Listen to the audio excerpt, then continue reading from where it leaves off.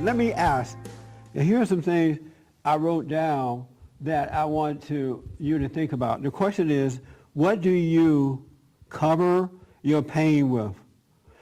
And, let me just ask this question for the record.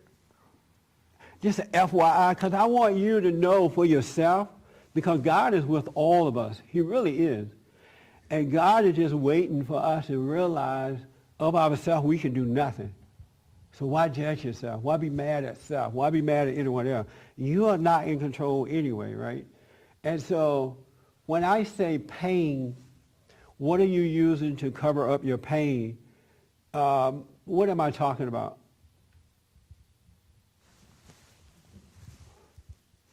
It's not a classroom. You don't get an A. We're like fellowshipping.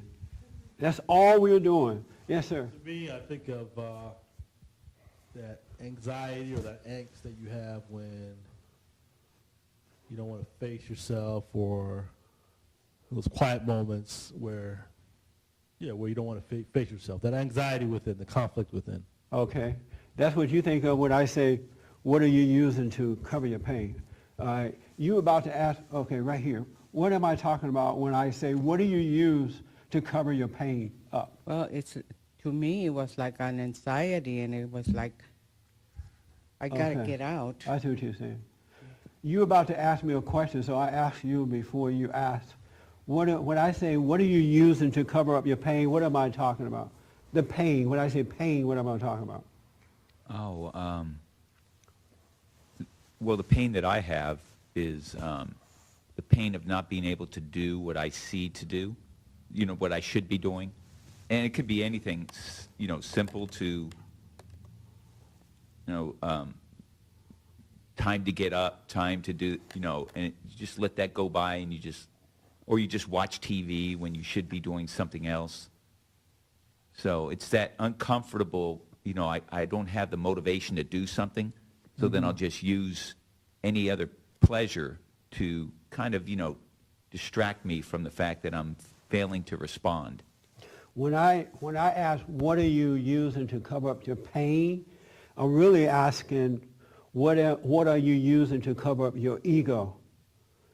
The not you that has made a home in you, and it feels like pain.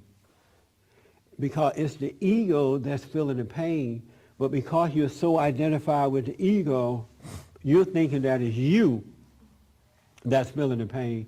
And so as a result of thinking that it's you that's feeling this pain, you protect it by looking for things to cover it up with so that you would feel better.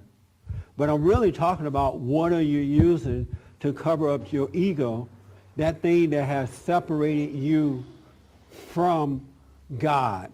That's what I'm talking about. But most people think that their pain is really them.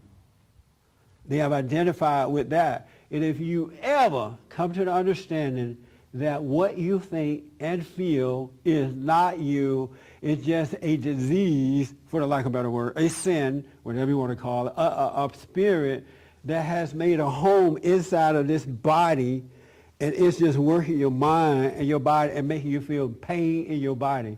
It has nothing to do. The real you don't feel pain. The real you that's sitting back underneath the ego is all love. It's all compassion, because that real you is a bit of God. We are created in the image of God. So the real you is nothing but love. God is love. That's why when you allow the ego to die without covering it up with anything, you finally come to who you really are, and you are all love. You are no pain. You are no anxiety. You are no worry. You are no anything. You're just all love. But you have identified with something that you think is you. Paul said, this thing made a home in me, and it makes me do the things I don't want to do. That's not you. But you are so traumatized spiritually and identified with it that it just feels like you. You just can't believe that it's not you. It tells you what to do. It makes you look at other people and tell you how awful they are. It makes you hear things that's not being said or done, and see things that's not done. It's weird. It's not you, but you're covering that up, thinking that it is you. For more information or to purchase a copy of this show, visit us on the web at www.bondinfo.org or call 1-800-411-BOND.